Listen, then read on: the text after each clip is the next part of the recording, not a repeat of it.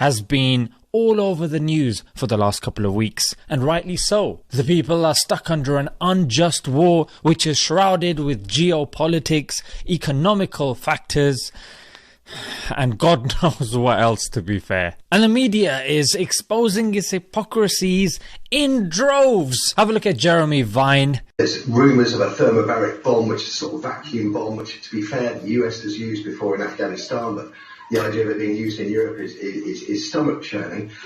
Assalamu alaikum guys, and welcome to another episode of Smile to Jannah. Which, to be fair, the US has used before in Afghanistan, but the idea of it being used in Europe is stomach churning. I don't understand. Why is your stomach not churning when it comes to Afghanistan? Is it because you're told that extremists were there? But extremists are there also in Ukraine. As we know from the news, there's a lot of neo-Nazis there. But you'll say, yeah, but in Afghanistan.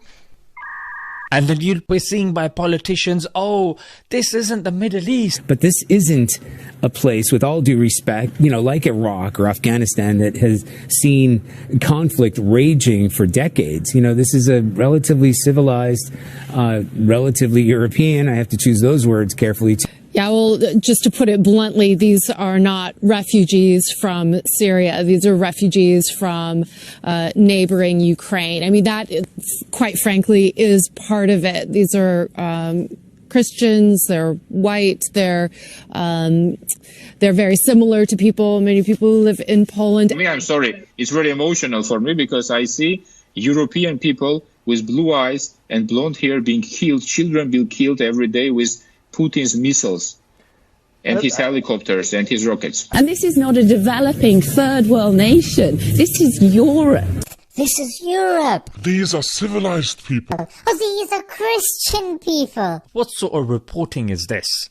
Yeah. And secondly, what are you telling the rest of the globe? You are creating a narrative of us versus them. You are playing to the hands of the extremists. Change the rulings. No! Look in the mirror, mate. Look in the mirror. And this is the problem when you look at the stats. It's drone strikes that are creating more extremists. For example, many have argued they create more terrorists than they kill. The night raids in Afghanistan, many have argued they create more terrorists than they get. I don't disagree with that. When you drop a bomb from a drone, you're investing, you are going to cause more damage than you're going to cause good. It isn't just top generals either.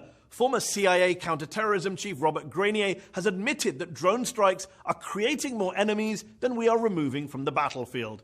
That's blowback. Even some former drone operators themselves have pointed out that drone strikes have only fueled the feelings of hatred that ignited terrorism in groups like ISIS, while also serving as a fundamental recruitment tool similar to Guantanamo Bay. Yeah, look at the research. And when you ask MI5, the Secret Service of the UK, they're saying it's the people that don't have understanding of the religion. Now we ignore all these stats, mate. Let's go to the holy text. Yes, I invite you to go to the holy text, but without the prism of this Western media propagandist mindset.